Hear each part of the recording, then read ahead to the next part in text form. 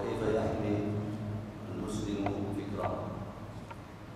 شاكرا ابتداء لهذه الدعوة الكريمة للمكتب التعاوني بهؤلاء، وسائل الله عز وجل أن يوفقنا وإياكم بذكره وشكره وحسن عبادته. وخير ما يتذكر الناس في هذه المساجد العلم، فإن العلم نور.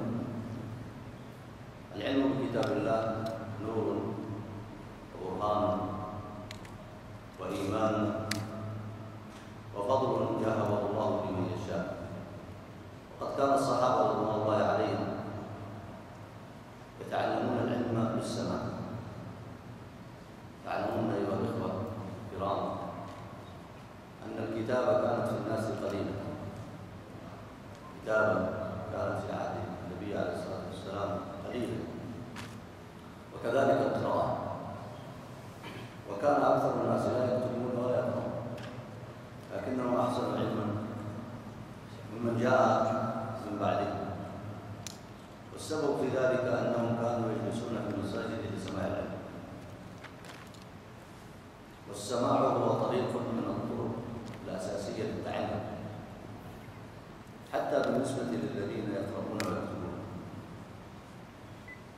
حتى بعد أن جاءت الآن الوسائل الحديثة التي يستطيع الإنسان أن يتصفح فيها الكثير والكثير عن طريق آلات التقنية المعاصرة، لكن يبقى سماع العلم هو من الأسس ومن الوسائل التي يشرح الله بها الصدور،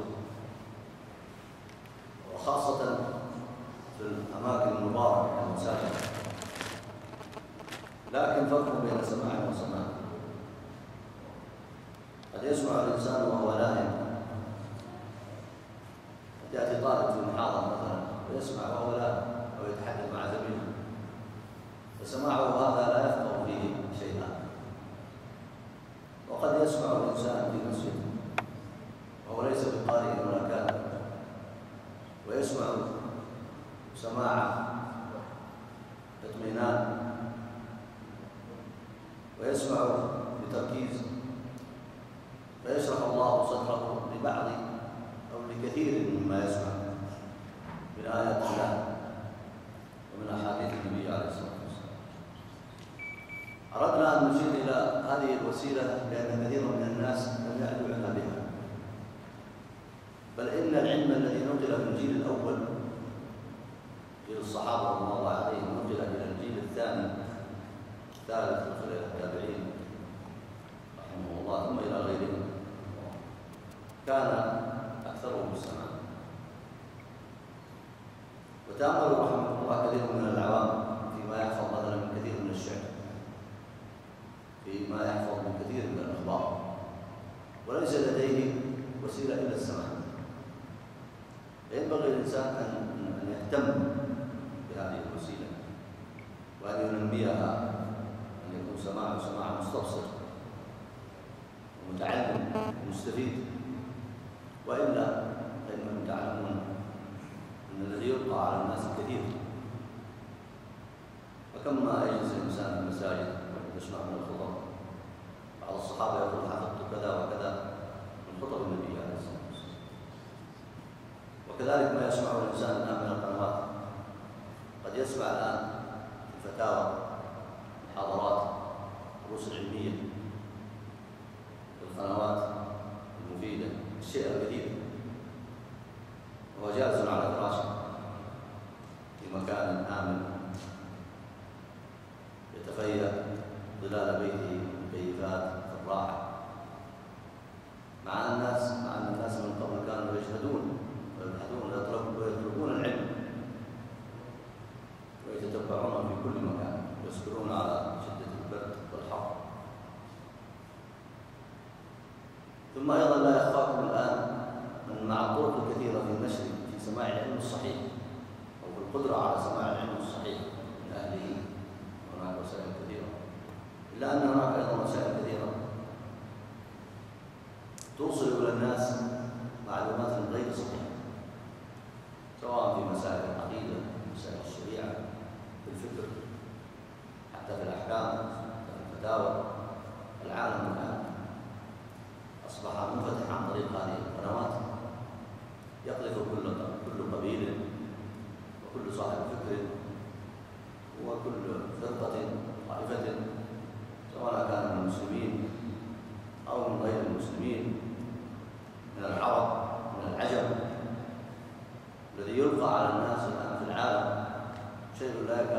يحصيه إلا الله سبحانه.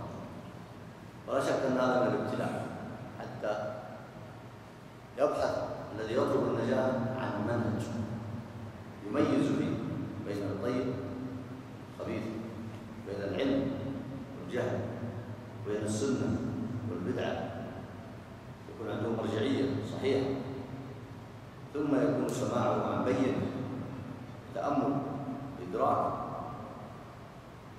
هذه المحاضرة أيها الأخوة في وضع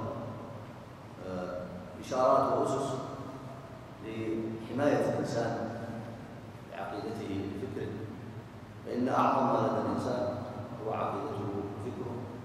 لماذا؟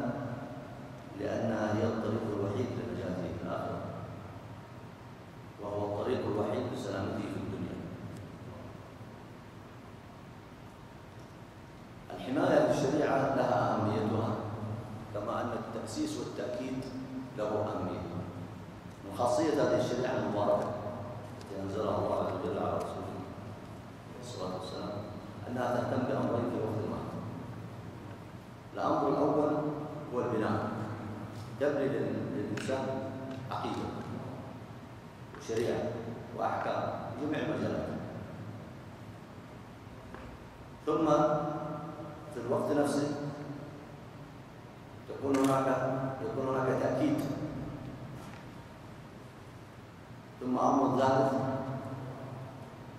تكون هناك حماية،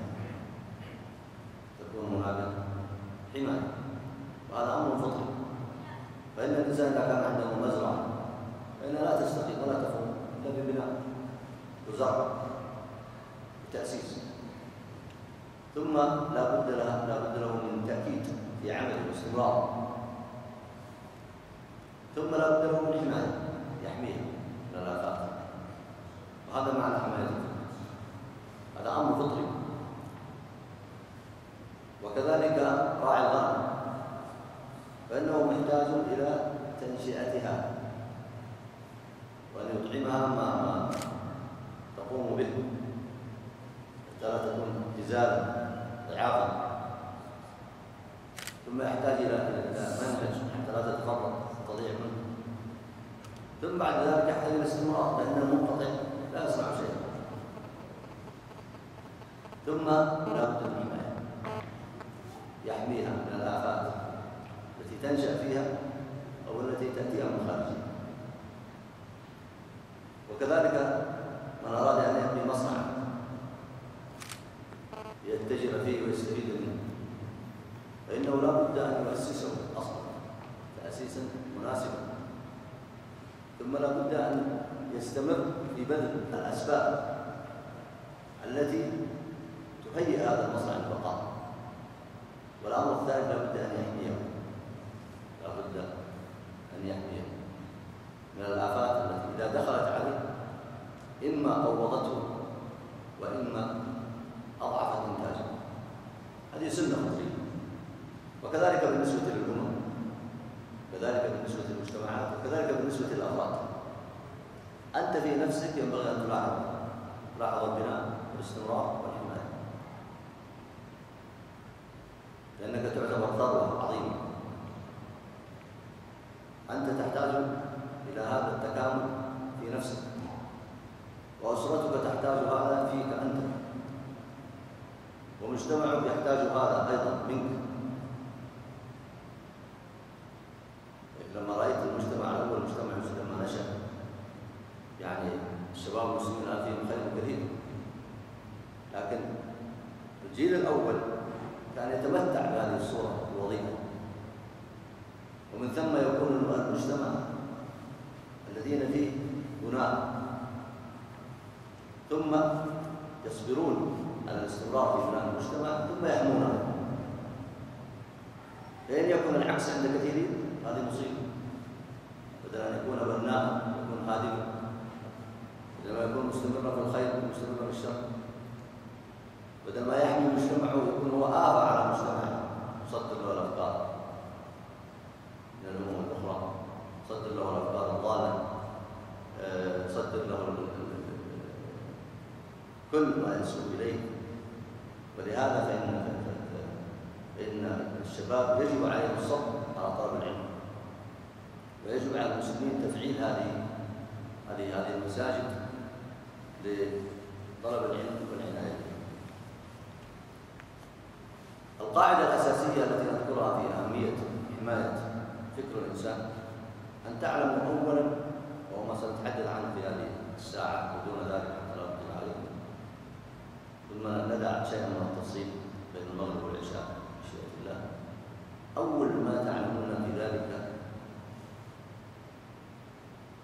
رحمة رب العالمين بهذه البشرية، بنا خاصة وبكل من سمع هذا القرآن سواء آمن به أو لم يؤمن.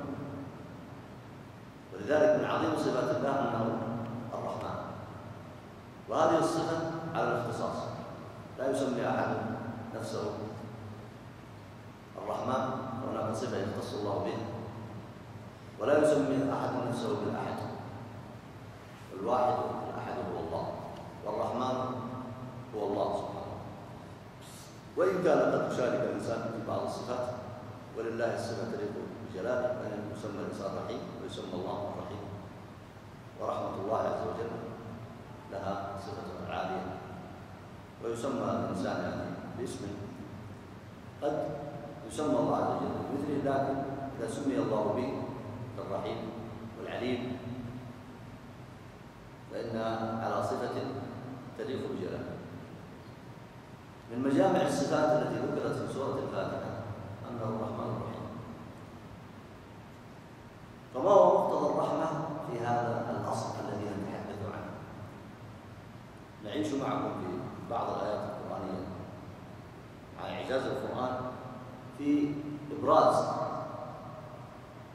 هذه الرحمة العظيمة في جوانب كثيرة، لكن نحن سنأخذ منها جانب يتعلق بمحاضرتنا، وإلا جوانب هذه الرحمة في ما أنزله الله عز وجل من الحق جوانبه عظيمة كثيرة جدا. لكن فيما يتعلق بحماية فكر الإنسان سنتحدث عن جوانب هذه الرحمة في 3 نقاط، وهو أن الله عز وجل جعل معرفة الحق الذي إذا سمعه الإنسان مسلم كافر سمع هذا الإسلام فأسلم، تدرون كيف يفرح بهذا الإسلام؟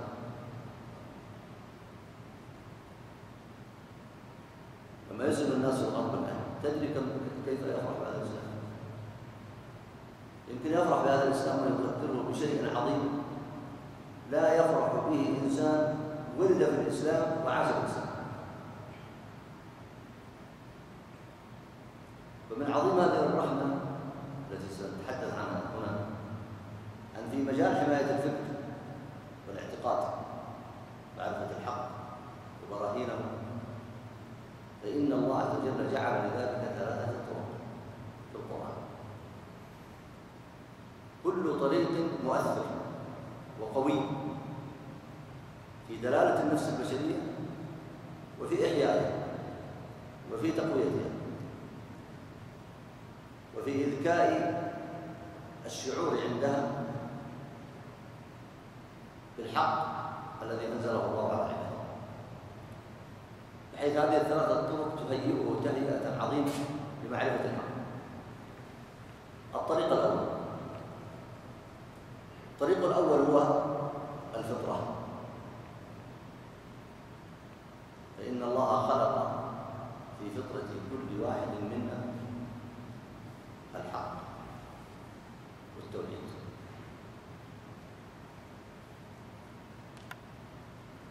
كل من كان مما خلق الله عز وجل ممن دعاه الله عز وجل لعبادته، فإن الله خلق في فطرهم الحق والتوحيد والرغبة إليه والتوجه بالعبادة إليه. ومن الأدلة على ذلك قول الله تعالى: أعوذ بالله من الشيطان الرجيم: وإذ أخذ ربك من بني آدم من ظهورهم ذريتهم وأشهدهم على أنفسهم ألست بربكم؟ قالوا بلى. قال أهل التفسير فإن الله قدر المقادير وأمر القلم أن يكتب وعلم ما سيكون وهو كائن في أمر. وقدرة الله عز وجل في الخلق التكويني والعلمي والإحاطة لا يستطيع أحد أن يحيط بها. ولذلك أنت تتلقى الغيبيات بالإيمان. أكثر ما يؤمن الناس به هو في الغيب حقيقة لم يروه. أن تؤمن بصفات الله عز وجل وأنت لم تره، تؤمن بالآخرة وأنت لم تره، تؤمن بالأمم السابقة وما حصل لها كما ذكر الله في القرآن وأنت لم ترى تلك الأمم. ولهذا أول صفة تميز المؤمن، أول صفة مذكورة في القرآن عن المؤمن عن أهل الإيمان، ما هي هذه الصفة؟ الذين يؤمنون بالغيب. أول صفة الذين يؤمنون بالغيب. فذكر أهل التفسير أن الله خلق ذرية آدم كالذر فخاطبهم فقال لست بربكم قالوا بلى. ولهذا الكافر إذا أسلم إنما يعود لفطرته، ليس شيئا جديدا ينشأ في فطرته، لا، ويعود إلى فطرته، إنما كان على فطرته ركام الجاهلية، ركام الشرك والكفر والأهواء والشهوات. فلما دخله نور الحق من تحت هذا الركام يذكي الفطرة فتعود الفطرة إلى فاعليتها ثم تنفض هذا الركام ثم يسلم. فطرته موجودة، الحق موجود في فطرته.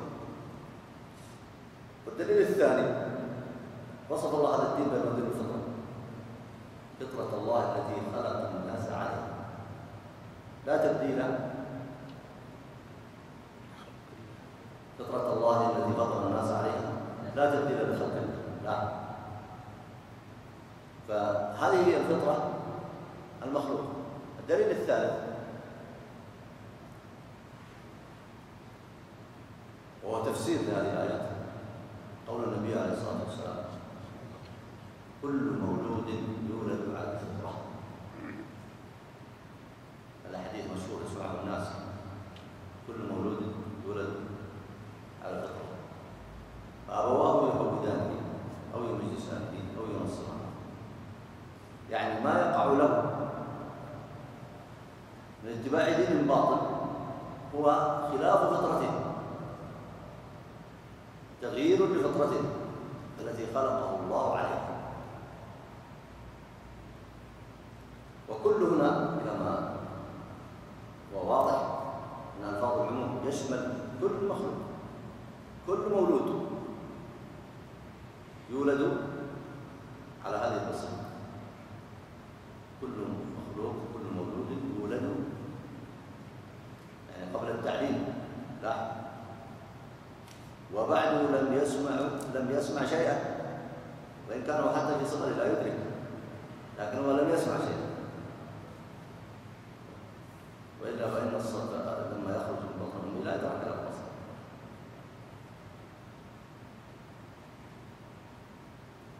فيكون مخلوقا على هذه الفطرة قبل أن يتحرك عنده الإدراك أصلا. كل مولود يولد على الفطرة. هذه ثلاث أدلة تدل على أن الفطرة المخلوقة في بني آدم وهم في الأجنة في بطون أمهاتهم لما يملكوا من الإدراك شيئا ولا من القدرة على التعلم شيئا أن الله هيأهم للحق والإسلام والإيمان والعبادة. هذه الأدلة الثلاثة هذه دالة من عند أهل العلم على هذا المعنى.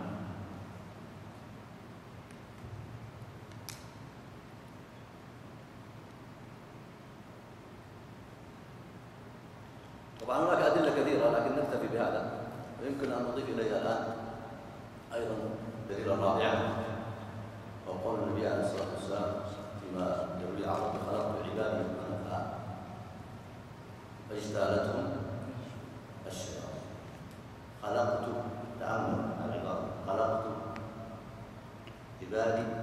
هنا. هذا الأصل العظيم هو الذي قوى الرسل عليهم الصلاة والسلام على هداية الخلق. الذي عند الرسل هداية البيان، والذي عند الله هداية التوفيق. الذي عند العلماء هداية البيان، والذي عند الله هداية التوفيق. الذي عندك أنت الآن بهداية ابنك ونصيحة له هداية البيان، تدل وهذا خير، هذا شر، هذا حق، هذا باطل، هذه مصلحة لك، هذه مفسدة واجتنبها، هداية بيان. لكن هداية التوفيق بيد الله، إنك لا تهدي من أحببت ولكن الله يهدي من يشاء. فتأملوا رحمكم الله أن الرسل يتعاملون مع فطرة. الكثير من الناس طبعا من الفوائد التي يستفيد من الإنسان في حماية شبابنا وفي حماية أنفسنا وفي حماية مجتمعاتنا يكون عند الإنسان قدرة على البيان وقدرة في الأمل، حتى وإن انتشرت كثير من الشرور. الأمل ما سببه؟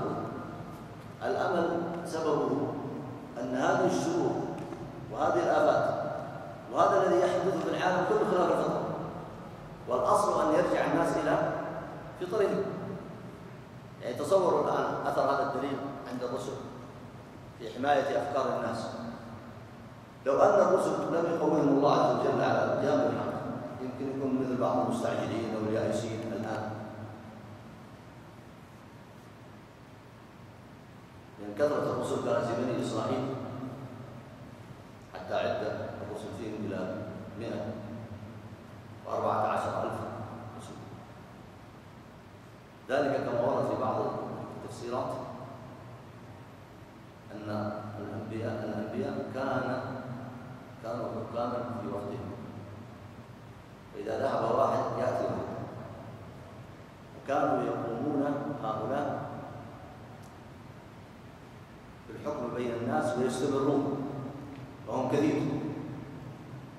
فهم كثير، ولذلك شبهوا في شريعتنا بالعلماء عندنا. فالعلماء ورثة الأنبياء، والذي يقوم بين الناس ويحكم بينهم بالحق من ورثة الأنبياء. فالأمة الآن أمام هذا العلم المنشور تجد هناك نوع من اليأس، سببه يرجع إلى أن الناس يظنون أن السالم لا يرجع، وأن الضال خاصة إذا أسرف على نفسه، أو أنه إذا كثرت الشرور والانحرافات في العالم يحدث عندنا نوع من اليأس. وقد حدث عند بعض الرسل عليه الصلاة والسلام تشتد عليه الأمر كما حدث في يونس عليه السلام. تعلمون أن يونس ذهب مغاضبا فترك قومه تعب معهم.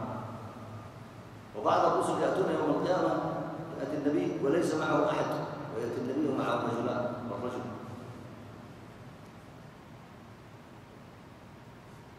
لكن هذا ما كان في مقدوره. لكن تأمل يونس لما رده الله عز وجل وابتلاه في بطن الحوت وعلمه وأدبه واشتد الأمر عليه والكرب حتى نادى ربه في بطن الحوت سبحانه لا إله إلا أنت المؤمن والظالمين. وصار يدعو الله أن يرجع إلى قومه يبقى محمد في سنة بدون عليه السلام، لكن يريد بس أن يخرج من هذا الابتلاء الذي وقع فيه. لأن يونس لما ذهب مغاضبا ألقمه الله بطن الحوت بحكمة في البحر، قصته تعرفونها. ثم اشتد عليه الأمر فما يدري ما يصنع، ما يدري ما الله صالح به.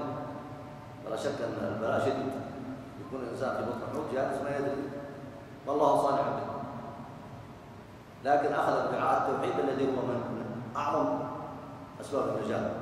في بطن الحوت لا يسمع إلا الله، لا إله إلا أنت سبحانه إني كنت من الظالمين. فرده الله إلى قومه فصبر عليهم فآمنوا أجمعين. ولما مل منهم لو تأمل الإنسان فطرتهم فإن رجوعهم قد يكون عن قريب، لكن الإنسان في بعض الأحيان يستعجل كما قال النبي صلى الله عليه وسلم ولكنكم قوم تستعجلون. الأنبياء الذين هم أعلى درجة أصبر.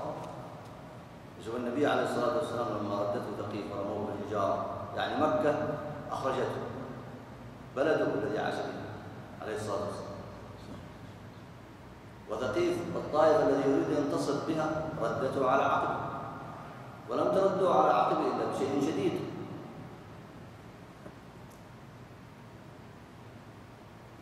عقبه يسيل دما يرمون بالحجارة، النبي يرمون بالحجارة.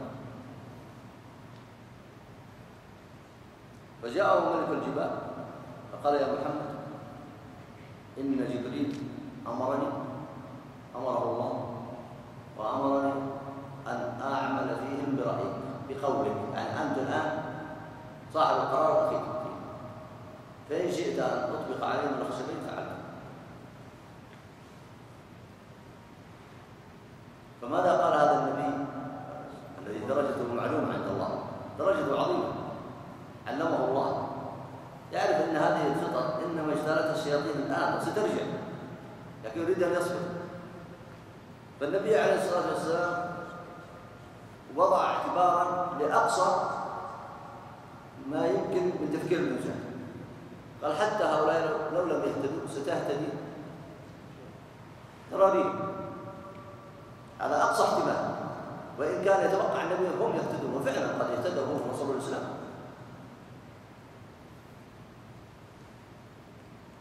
فقال له النبي صلى الله عليه وسلم لا، فلعل الله أن يخرج من أصلابهم من يعبد الله الأرض، وقد أخرج الله من أصلابهم من يعبد الله الأرض ومن ينشر الإسلام في العالم، وأخرج منهم هم أنفسهم من يقوم بنشر الإسلام في العالم. فلأي شيء رجعوا إلى فطرتهم، إلى الفطر التي خلقها الله.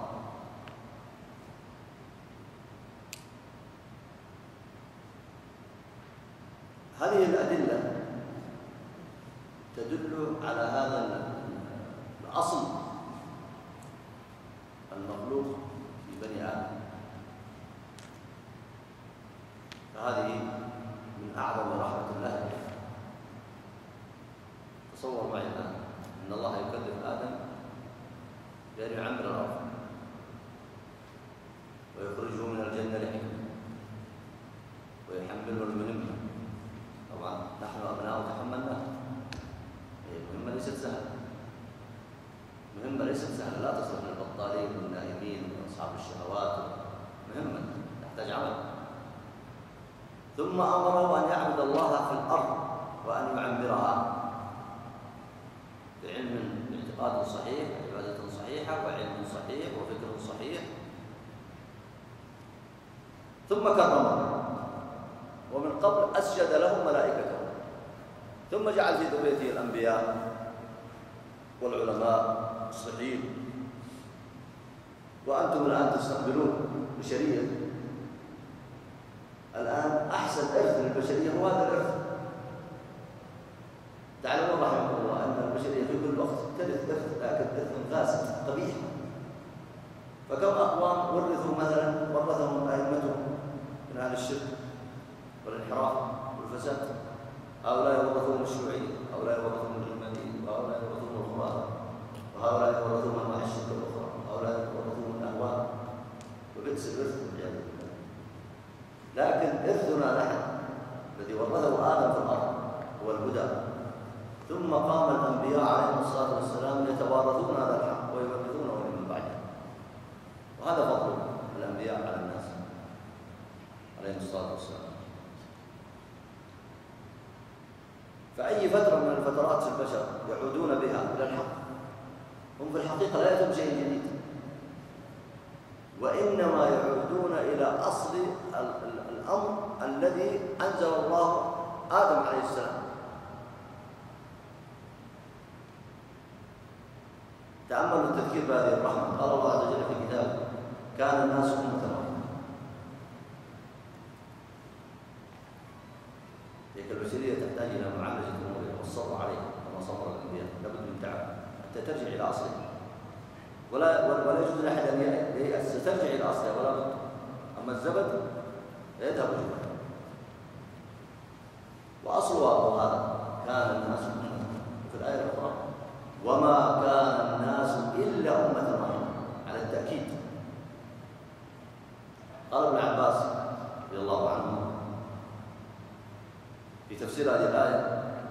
كان ذرية آدم على الحق 10 قرون. 10 قرون كم؟ 1000 عام. الأرض لا تعرف إلا هذا الحق. الأرض لا تعرف إلا هذا الحق. 10 قرون. ثم طرأ الشرك في الناس ولم يكن يعرف الناس الشرك. يعني الانحراف عن الخلقة، عن الفطرة المخلوقة في الإنسان ما كان الناس يعرفون. تقع بعض المعاصي، لكن أصل الخلقة، أصل الفطرة، أصل التوحيد، أصل العبادة ما خلق الله له الناس يعيشون عليه. لكن شوف جاهلية الأرض ماذا تقول؟ أنشأوا علوما ثم تركوها، ما يبعلون، لا تسمى علوم لكن سموها علما، لكن ليست بعلم، جهالات. كان الإنسان قرد، وكيف كان يأكل، كيف كان يشرب، كيف كان يصيد، وما هي الأدوات التي كان يصيد بها، وكيف ترقى من قرد إلى إنسان. أنت تتصور هؤلاء الآن الذين كرمهم الله يفكرون ينزلون منزلة الإنسان إلى هذه الدرجة. ولذلك العلم بالإسلام، العلم بالقرآن يعلمك كيف كرم الله الإنسان. كيف تتصور يعني يأتي من يسمون أنفسهم علماء كبار ويدرسون كيف نشأ الإنسان ويبحثون كيف كانت حيوانية الإنسان، كيف كان الإنسان قردا متطور. أحسن وقت لتاريخ البشرية هو التاريخ الذي نشأت فيه. لا تعرف الشرك، لا تعرف الخرافة، لا تعرف الضلال، آمنا عقديا وفكريا وتمضي مع المنهج الصحيح الذي أنزله الله عليه. وتؤكد أصل الفطرة المخلوقة، تؤكد أصل الفطرة المخلوقة في الإنسان. فلك أن تقول الآن أصل الفطرة مع أصل نشأة الأمة المسلمة في الأرض، نشأة البشرية كانت 10 قرون على توحيد الله وطاعته وعبادته، ثم طرأ الشرك، ثم أرسل الله عز وجل نوحا عليه السلام.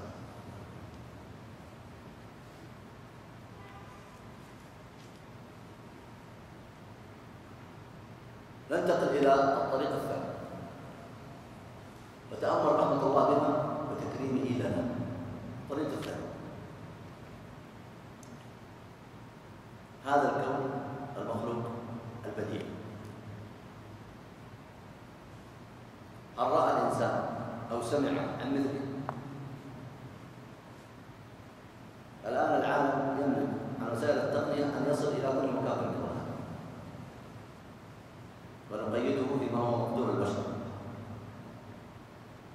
يعني يصل إلى مجاهيل كثيرة من الأرض، يصل إلى بعض الكواكب بين عجز عن الوصول إلى كثير منها. لكن استطاع أن يقدم للإنسان معلومات عن طريق التقنية الحديثة. طبعا أنت عندك معلومات عن طريقك الخاص أنت، عن طريق سمعك وبصرك وما تشاهده. صحيح الناس الآن ما يشاهدون النجوم البديعة، لكن إذا خرجت إلى البر انكشفت لك السماء، وقد زينا السماء الدنيا بالمصابيح. لكن أيضا وأنت في داخل المدن ترى حركة الشمس، ترى حركة القمر، ترى سطح السماء، ترى آيات عظيمة، ترى الليل، النهار، ترى المطر، الرياح، ترى هذا الكون البديع المتناسق. هذا الكون نظمه الله على قوانين بحكمة سبحانه الله، حتى تستفيد البشرية في صناعتها وزراعتها من هذه القوانين، حتى تصبح تمضي في بناء قدراتها الصناعية والزراعية وغيرها على قوانين. هذا الكون منظم على هذا القانون، ثم أمسكه الله ونظمه بهذا التنظيم المهتم. والشمس تجري بمستقر لها، ذلك تقدير، نعم ذلك تقدير العزيز العليم. والقمر قدرناه منازل. هذه الشمس الجرم هذا لو تدري ما هي الأبحاث اللي عند البشرية عنها لا تسمع من بحث إلا سبحت ربك العظيم. هذا الجرم الناري المتحرك الذي يعتبر آلاف المرات حجم الشمس، حجم الأرض، والذي لا يقف لحظة. تأمل وتعيش عليه البشرية في زراعتها، في صناعاتها، في حركتها، في جريان الفلك في البحار، في تنظيم الحياة على الأرض، في مد الحياة بالحرارة ومقومات الحياة. وكذلك هذه البحار فيما تحدث من التوازن وفيما يخلق الله من المخلوقات. هذا الكون البديع كل ما تفكرت في جانب من جوانبه ازددت إيمانا بمقتضى إيمانك، مقتضى فطرتك. وذلك الأعرابي لما رأى هذا الجمال في هذا الكون استنبط منه أن إلهه وخالقه لا يكون إلا إلها واحدا معبودا. فقال سماء ذات أبراج وأرض ذات فجاج، ألا يدل ذلك على العليم الخبير؟ ثم قال البعرة تدل على البعيد والأثر يدل على المسير. ومن أثر وقوة هذا الكون على الإنسان أنه لم يعرف أن أحدا أنكر أن الله معبود. حتى الكفار لا ينكرون أن الله معبود، لكن ينكرون تفرد الله بالعبادة، لا ينكرون أن الله خالق، لكن يجعلون معه آلهة أخرى. لذلك قالوا الذين استنكروا قالوا أجعل الآلهة إلها واحدا، لكن ما استنكروا قالوا أن الله إله معبود أو خالق، لا، يقولون أنه خالق، لكن يريدون أن يعظموا معبوداتهم فيجعلونها مع الله. ولذلك لما قال النبي صلى الله عليه وسلم لا إله إلا الله أي إله واحد معبود واحد، قال تبا لك جمعتنا، تبا لك سائر، لهذا جمعتنا. أجعل الآلهة إلها واحدا، هذا الذي يستنكرون أن يكون إله واحد. لكن الله خالق رازق، هم أنفسهم يقولون يا رب. لذلك حتى الكفار يدعون الله، وفي وقت الشدة يلجؤون إلى الله ويتعبدون إليه بالدعاء، وكانوا يتعبدون إليه بتعظيم البيت، لكن كانوا يشركون معه غيره. ولذلك الخلاف بين الرسل وبين غيرهم، رسل عليه الصلاة والسلام بين غيرهم، هو في توحيد الله بالعبادة، لا في توحيد الله بالخلق أو توحيد الله بالرزق، لا، في توحيد الله بالعبادة. وحتى الكفار الغربيين الآن تأخذهم روعة الكون، ولذلك لا يعقل الملحدين الذين يقولون ما في إله، هؤلاء في الحقيقة لا وجود لهم،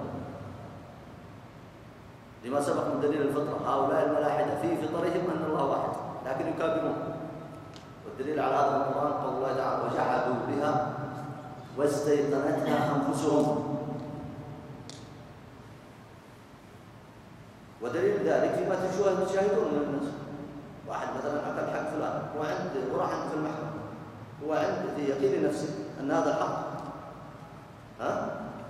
أن هذا صاحب الحق كذا، لكنه كبرا وبطرا يشهد الحق. فهؤلاء هنا عرفوا أن الله موجود وأنه خالق، وإن لم يعبدوه لكن عرفوا أنه خالق. وإذا قالوا لا ليس موجود، ليس بخالق، هذا كذب، هذا ليس موجود عندهم، لكن يقولون مكابرة. ولذلك يقولون أن أحد علماء الفضاء أن الشيوعية أخذت فترة تريد أن تلقن الناس أن الله ليس موجود. ولذلك هذا الإلحاد ما يبقى في الأرض سبحان الله، تبقى أفكار أخرى شركية، لأن معهم شيء من الفطرة، يعبدون الله على شرك، على ضلال، وقد يصححون. لكن هذا النوع من الإلحاد سبحانه لا يطيق الأرض. ولذلك الشيوعية لم تبقى إلا 70 سنة ثم زالت وانهارت، لأنها ضد الفطرة، ضد الدليل الأول المفروض في حياة الإنسان. فيقولون أرسلوه طبعا لبعض العلوم الفضائية، فلما دخل من مجرة إلى مجرة قال الله فنزل، يعني انبهر. يعني أنتم الآن يأتي لكم إنسان بقصة مثلا من القصص في إبداع هذا الكون، تقول الله سبحان الله سبحان الله، تزداد إيمان. فهذا لما أخذ جولة في المجرات رجع منبهر، وكل التربية على الإلحاد اللي أخذها من صغره ذهب. فأول تصريح له في المطار لما نزل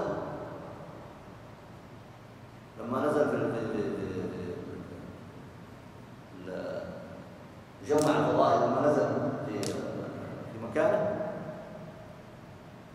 قال ذهبت أبحث عن الله فوجدته. فانتشر هذا التصريح في وسائل الإعلام العالمية. طبعا هذا معناه ماذا؟ نقد الشيوعية. فماذا صنعوا؟ سحبوا التصريح الأول وصرح تصريحا آخر زاد فيه كلمة خبيثة حقت المذهب، خاصة بالمذهب، وذاك أكثر الناس لا يعيش على التعصب، لا يعيش على الدليل. قالوا سقطت كلمة. قالوا وما هي؟ قال ذهبت أبحث عن الله. التصحيح فوجدته صححوها وزادوا فيها قالوا فلم نجد. هذا كذب وبهتان.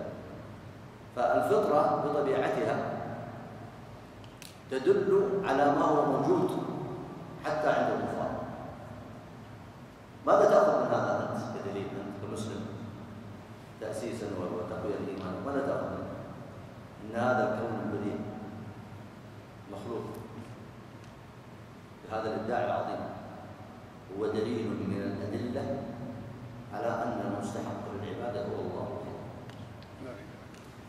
بدليل الآن إن الكفار أيضا استعملوا هذا الدليل ووصلوا به إلى أشياء متقدمة.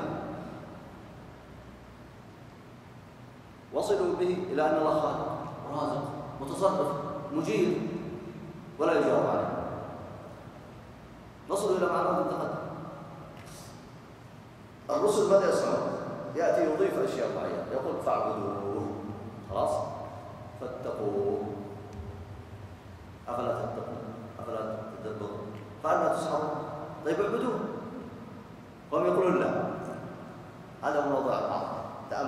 تأمل الآن رحمة الله بعباده سواء كان مسلما أو كافرا. تأمل الآن ما هي قدر المعلومات المتاحة له التي تزيد إيمانه، تزيد إيمان المسلم وتهدي الكافر لو أنه تجرد للحق. تأمل هذا السياق القرآني. جواب سؤال صريح وجواب صريح. طبعا السؤال من الله والجواب من العباد من الكفار. ثم لا يقولون قل لمن الأرض ومن فيها في سورة المؤمنون، قل لمن الأرض ومن فيها إن كنتم تعلمون. سيقولون لله. قل أفلا تدبرون. قل من رب السماوات السبع ورب العرش العظيم. سيقولون لله. قل أفلا تتقون. قل من بيده ملكوت كل شيء وهو يجير ولا يجار عليه إن كنتم تعلمون. سيقولون لله. قل فأنا تسحرون عن ماذا؟ تسحرون عن ماذا؟ عن النتيجة الطبيعية التي هي بعد هذا الإقرار. يعني أنت تقر أن الله خلق الكون، خلق الأراضين ودبرها، وخلق السماوات السبع، وهو يجير ولا يجار عليه. ماذا بعد؟ وش انتظر منك؟ انتظر منك أن تعبد الله. وش الفرق بين المسلم؟ طبعا المعلومات هذه موجودة عند المسلم، موجودة عند من؟ ولذلك حجة المسلم قوية والكافر لا حجة له. والآن يشارك، يمضي معك إلى هنا ثم يقف، يمضي معك إلى هنا ثم يقف، وأنت لأن الله أراد سعادتك وأصبحت عندك قدرة على الالتزام بالمبادئ وصلت إلى العبادة والحق، وهذا وقف. فأنت إذا ماشي مع دليل الفطرة. ثم جاء الدليل الثاني الذي هو الآيات البينات الواضحات في الكون، ثم مضيت معها، فأنت ماضي مع دليلك إلى أي شيء؟ إلى نتيجة طبيعية. ما دام الفطرة مخلوقة في نفسي وهي التوحيد ولله الحمد، ثم الكون كله أدلة معي على الحق، فماذا بعد ذلك؟ الله عز وجل قال أفلا تتقون؟ اللهم تدبرنا. أفلا تتقون؟ اللهم آمين. فمضينا للإسلام والحمد لله. هذه حجة المسلم، هذه حجة المؤمن. هذا هنا يمشي الفطرة موجودة، لكن على ركاب الجاهلية والانحراف والشهوات. رأى الأدلة فأبصر. من خلق السماوات والأرض؟ قال الله. من خلق الأراضين؟ قال الله، إلى آخره. طيب وبعد ليش ما تكمل الطريق؟ تلاحظتم رحمة الله بنا؟ شوف رحمة الله بك الآن وبهم أيضا، لكنهم ما استفادوا من هذه الرحمة. ينتظر متى يستفيدوا من هذه الرحمة؟ إذا آمنوا وأسلموا. اللي عندهم خير، الله عز وجل أعطاهم علم، علمهم.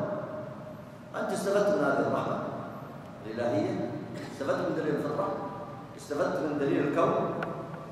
قلت بعده آمنا بالله، لا إله إلا الله، محمد رسول الله، وضعت الشرائع. بعد ذلك أخذت العلم الصحيح الذي في الكتاب والسنة، وهو الذي سيحمي فكرك. الآن الكون ما في حماية، العالم هذا ما في حماية. وممكن تطلع صاحب ديانات منحرفة، ممكن تطلع بعيد شيوعي، ممكن تطلع علماني، ممكن تطلع منحرف، ممكن تطلع من عبادة الشيطان، يمكن يطلع صاحب هوى، يمكن يطلع من الأفكار الضالة، يمكن يطلع من يستحل المحرمات، يمكن يستحل الموبقات، ممكن يطلع أي شيء. ما في حماية. من يحميك؟ أنت تفكر لنفسك والشياطين يفكرون لك ويشرعون لك. من يحميك؟ فلاحظ المسلم الآن استفاد من دليل الفطرة، واستفاد من أدلة الكون، ثم استسلم. أحسن دينا منه، لا أحد أحسن دينا. وأدلة وحجة من أعظم الحجج. ولذلك أنت لابد وأن تقرأ القرآن تشوف الدليل وين يكون، في الأول، في الثاني، ثم في الحق الذي أنزله الله، تفرح به. أعظم ما في يدك، أعظم ما في قلبك، أعظم ما في عقلك، أنك ترث الإرث الصحيح الذي ورثه لك محمد بن عبد الله عليه الصلاة والسلام. خذوا مثال الآن يكشف لكم طبيعة البشر. أهم من ما يزيدك إيمان أن تتكشف لك طبيعة البشر. نبدأ الآن من أول الطريق مرة أخرى حتى تعرف رحمة الله على عباده، لكن من اللي يفرح؟ من يستفيد منها؟ قارن بين تربية المسلمين وتربية المشركين، ينكشف لك هذا المعنى. هذه المعاني ترى عظيمة، لكن أنا يعني أحاول أبسطها أسهلها لكم قدر الإمكان. تأمل بالله رحمة الله، تأمل. ابدأ معي من أول الطريق. وش قلنا؟ دليل الفطرة، ثم قلنا دليل إيش؟ الكون. دليل الفطرة والكون نحن نقول به وهم يقولون به، كذا ولا لا؟ والأول مخلوق فينا ومخلوق فيهم في الكفار، كذا ولا لا؟ لكن أهل الإسلام أكمل الطريق الصحيح، وهؤلاء قطعته الأهواء والشرك والأصنام والمعبودات من دون الله والانحرافات والباطل. أي قارن معي حتى تتضح لك الصورة مرة أخرى. الفرق بين تلبية المسلمين وتلبية المشركين. لبيك اللهم لبيك، هذا الذي ورد في السنة. هؤلاء يلبون وهؤلاء يلبون كذا وهذا يلبون كذا. نحن نمشي بالتلبية حتى نقع في المشترك ثم نفترق. لبيك اللهم، كلهم يقولون كذا ولا لا؟ طيب حتى حول الكعبة المشركين يقول لبيك اللهم لبيك، وانت ايش تقول؟ تقول لبيك اللهم لبيك. لبيك لا شريك لك، انت ايش تقول؟ وهم يقولون لبيك لا شريك لك. لبيك اللهم لبيك، لبيك لا شريك لك لبيك إن الحمد، كملتها ولا لا؟ هذه العبادة. إن الحمد والنعمة لك والملك لا شريك لك. مسكت الخط مضبوط، واضح كذا الآن؟ طيب لبيك اللهم لبيك، مشوا معنا نص الخط. لبيك لا شريك لك إلا شريكا هو لك تملكه وما ملك.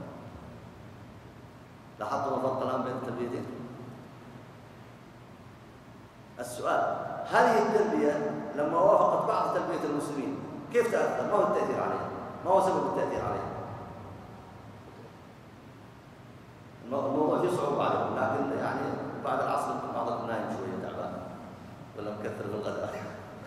على أي حال هو لابد أن نعرض على الناس العلم من طريق أيضا البينات. يكون الحديث دائما عاطفي، كنتم متعودين على حديث العاطفي. لاحظ الآن وش اللي أثر عليهم هنا الآن؟ أصل الفطرة المخلوقة فيه. وش قلنا أصل الفطرة المخلوقة؟ فالمسلم والكافر سواء. طيب، ثم دليل الكون الذي اعترفوا به، ولا أحد ينكر من المشركين مجانين هؤلاء حاولوا يقنعون الناس انه فيه الملاحده ظلوا بطلوا وقالوا في النهايه وجدنا الله. طيب، دليل الكون القوي هذا مشاهم ما يستطيعون يبتعدون عن التعبد. قالوا ولذلك كانوا يعظمون البيت، لبيك اللهم لبيك لبيك لا شريك لك. يا ليتهم يكملون، انحرف الا شريكا ولا. أريد أسألكم سؤال: أدلة البشرية في الشرك والخرافة والأديان المبدلة والشيوعية والعلمانية وإنشاء المذاهب كلها مبنية على أدلة متناقضة، لكن أريد واحد يستنبط هذا من تربية المشركين. من يستنبطها؟ من قولهم إلا شريك هو لك تملكه وما ملك فعادوا لا، هم استدلوا بدليل في الأخير على شركهم لكن متناقض. تفضل. لا شريك لك ثم يقول إلا شريك. ايوه، والدليل عندهم ينفون أول شيء الشركاء. ايوه، ثم يثبتون شريك واحد. شوف، لا، الشرك ليس له دليل، هو مجرد الخرافات والاهواء والافكار الضاله، ليس لها دليل. لاحظ الان قالوا الا شريكا هو لك واشركوا في عباد الله، تركوا الحق والتوحيد، قال ما صاروا مسلمين. الا شريكا هو لك تملكه وما ملك. طيب، ما دام الله يملكه ويملك ما ملك الشريك المزعوم، كيف يكون شريكا؟ يعني أنت عندك شريك في العمارة، أنت تملك الشريك ويملك ما يملك الشريك، كيف يصير شريك؟ أنا أملك كله، شراكته كله. أحسن، أنت تملكه وكل ما يملك، كيف يصير شريك؟ إلا شريكا هو لك تملكه وما ملك. ما دام الشريك مملوك واللي في يد الشريك مملوك، كيف يكون شريك؟ أنت عندك مصنع وأنت تملك الشريك الثاني اللي أنت سميته شريك، أنت سميته غلط، وتملك ما يملكه، كيف يكون شريك؟ هكذا أدلة الجاهلية متناقضة. أدلة الخرافة، أدلة الشرك، أدلة المذاهب المعاصرة التي تنعم في العالم الآن، أدلة الأحكام الباطلة متناقضة مثل هذا. المقصد هذا الآن أيها الإخوة، هذا تطبيق عملي لاحظ إلى أثر الفطرة في الإنسان وأثر الدليل الكوني في الإنسان، لكنه يحتاج منه إلى عزيمة وقوة حتى ينتقل إلى ما بعده. ولذلك الله استنكر عليهم قال: أفلا تدبرون أفلا تعقلون فأنا تسحرون. أنت أبصرت الحق، ماذا بقي؟ ماذا بقي؟ بقي أن تعمل به. أفلا تتدبر أفلا تعقل فأنا تسحر عنه. المسلم الحمد لله تدبر، تعقل، وآمن وأسلم، حكم على شرائع الإسلام، آمن بالله ربا، الإسلام دينا، محمد رسول الله، استقام، انتظر الآخرة، آمن بالغيب، رجع عند الله. هذا كله متناسق مع هذا الخط، الفطرة المخلوقة والكون، أدلة الكون البديعة، ثم الدليل الثالث وبه نختم طرق الحق هو الكتاب والسنة. الكتاب والسنة. طبعا الدليل الأول والثاني موجود في الكتاب والسنة. يمكن واحد يقول موجود، طيب الدليل جبت الكتاب والسنة مرة ثانية؟ من يجاوب عنه؟ تفضل. السنة فيها الدليل الثالث، دليل العبادة، غير موجود في فيها تفاصيل الأحكام. أحسنت، تفاصيل العقائد والأحكام. طيب، وفيها حكمة أخرى، ما هي؟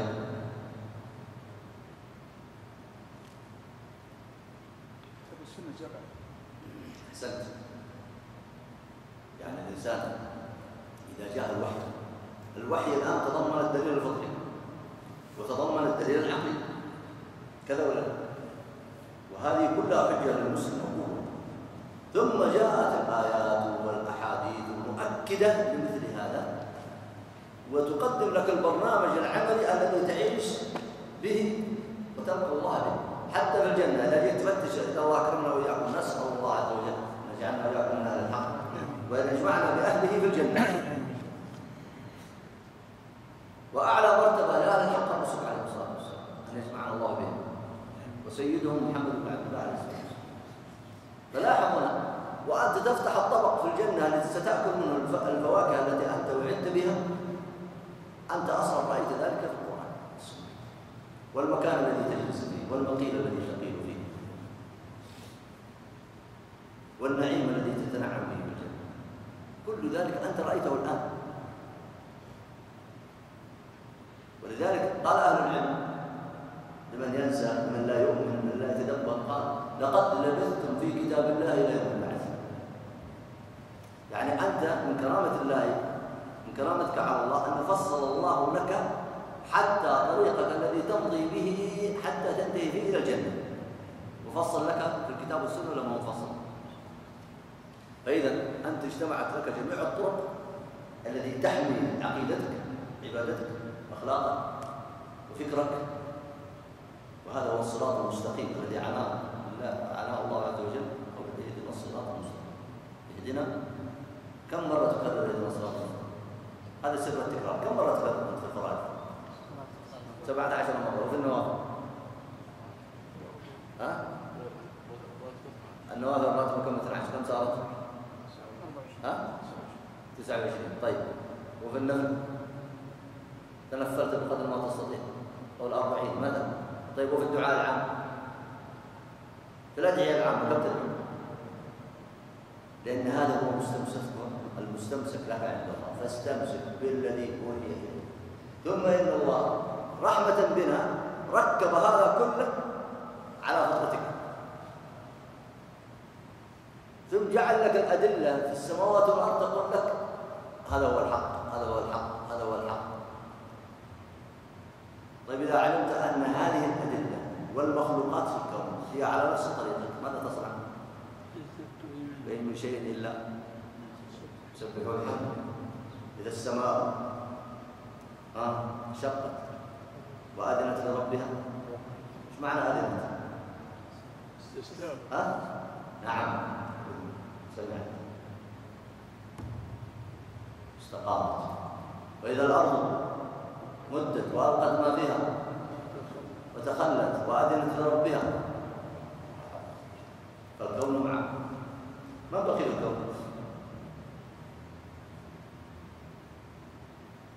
عباد الله الصالحين نسيتموهم؟ متى تسلمون على عباد الله؟ كم مرة تسلمون على عباد الله الصالحين؟ كل ركعة مرتين، كل ركعتين مرة، في كل ركعتين مرة. كم؟ أحسن. من يدخل في عباد الله الصالحين؟ ملائكة والأنبياء وكل من عبد الله عز وجل من أهل الأرض والسماء. فإذا الكون كله معك الآن. شوف دليل الفطرة، دليل الكون نفسه، ثم الوحي المفصل. رأيتم عظيم رحمة الله منه؟ هذا كله من تكريم الله للإنسان، ولأن الله هو الرحمن الرحيم. انظروا فضل الله عليه، لا شيء يكافئ مسلم. من يستطيع أن يكافئ مسلم شيء من هذا الذين بلغوا هذا الحق عليه الصلاة والسلام؟ هذا الذي يجعل لك العناية العقدية والأخلاقية والفكرية فتكون على بينة من أمرك، تكون على بينة من أمرك، ما تتقاضى الأهواء. عندك مرجعية. ولذلك أول موضوع سنتحدث عنه بعد المغرب في تنظيم فكر الإنسان وحمايته أن يكون له مرجعية صحيحة، يكون له مرجعية صحيحة. أنت تدري يسمونهم حكماء الجاهلية الآن، أن انتصبوا لقيادة المنكسرين وهم على الشرك. أصحاب لبيك اللهم لبيك لبيك لا شريك لك إلا شريكا هو لك تملكه وملكه. أصدق أن هؤلاء إذا راحوا يتحكموا يفكوا مشاكلهم، يتحكمون حكم إلى عجوز، إلى كاهن، إلى ساحرة. بالله عليكم هل هذا يليق بكرامة الإنسان؟ بالله عليكم هل هذا يليق؟ والغرب الآن مارس السحر والكهانة ويتحكموا إلى الشرك ويتحكموا القرآن.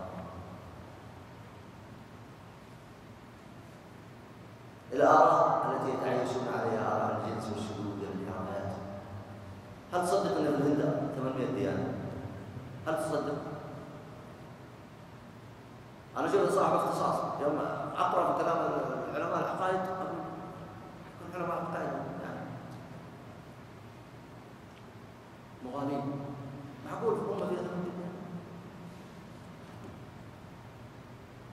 فلما تأملت الموضوع وجدنا من عباداتهم يعبدون القطط، البقر، حشرات. لا إله لهذا خلق الله الإنسان. الحمد لله على نعمة الإنسان. يعبدون البقر، يعبدون النساء، يعبدون أشياء. فلما صار يعدد لنا قلت له قف الآن، لا نقتنع أنها تصل بالكوارث ما دام من هذا النوع أوجه خلاص.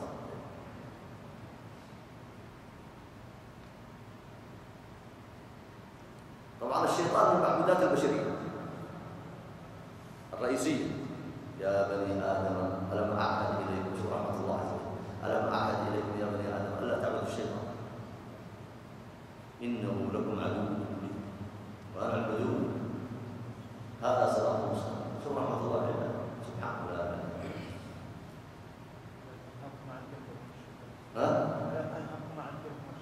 ألم أنهكم عن تلكم الشجرة. في مصر خرجت تعليقة تعقيد يسمونها ايش؟ تقليعة هذه قبل فترة، ما صاروا عبادة الشيطان المعروفة بالبشرية، لا جسموا الشيطان سموهم عباد الشيطان.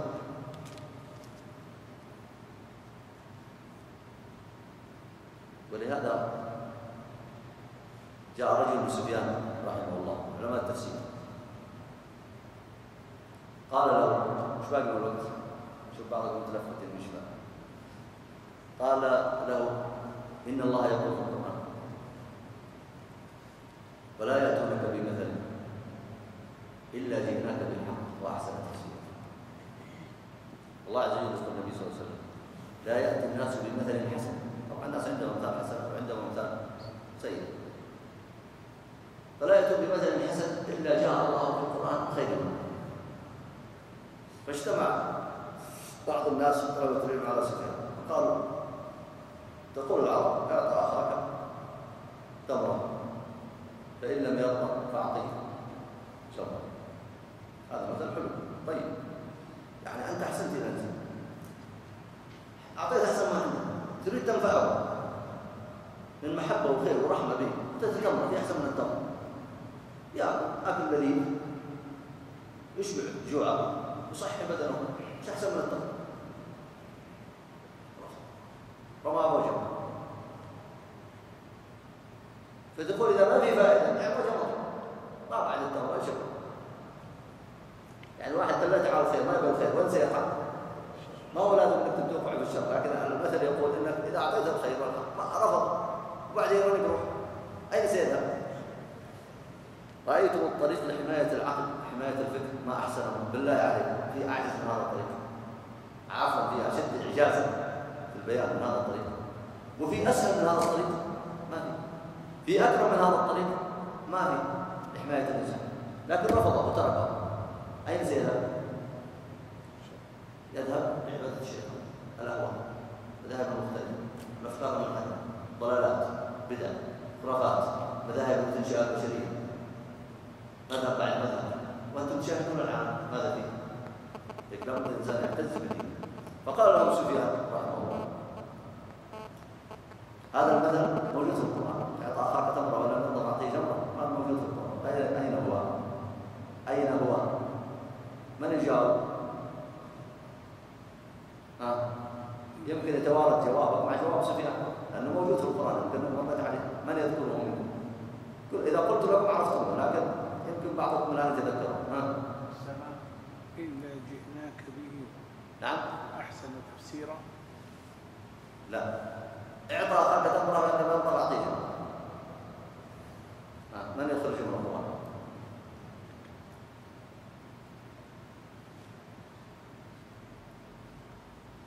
مكتب يحتاج يعطي الطلاب جوائز شويه عشان يصبرون على علم التعلم، شغلون الان.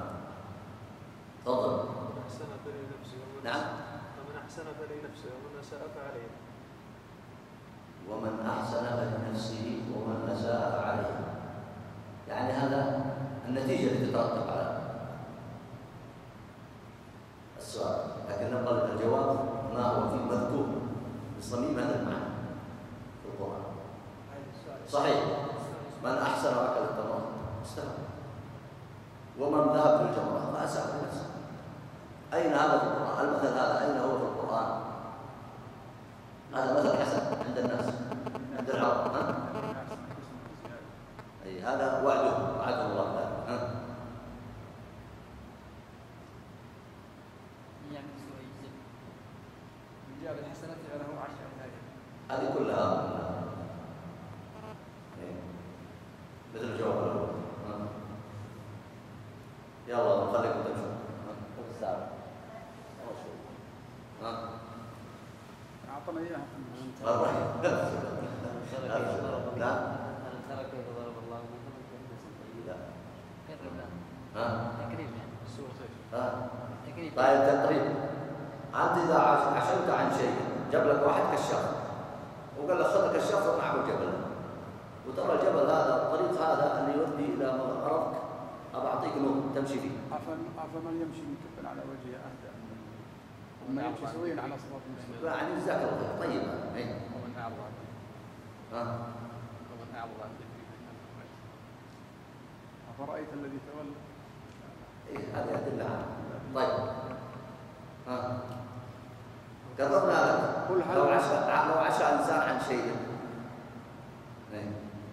قال زكريا رحمه الله تفضل فتح الله عليه ومن يعش عن ذكر الرحمن نقيض له شيطانا فهو له قريب. شبه ذكر الرحمن بالتمر يعني بالشيء النافع، والشيطان القريب جنبه. ومن يعش عن ذكر الرحمن نقيض له شيطانا فهو له قريب. الشياطين ما نملك حمايتهم، ولا يمشي بطريقة الشيطان. كيف تملك حماية الفكرية؟ كيف تنظم فكره؟ في النهاية تتعامل مع بشر. البشر هذا يمكن يروح ذات اليمين وذات الشمال.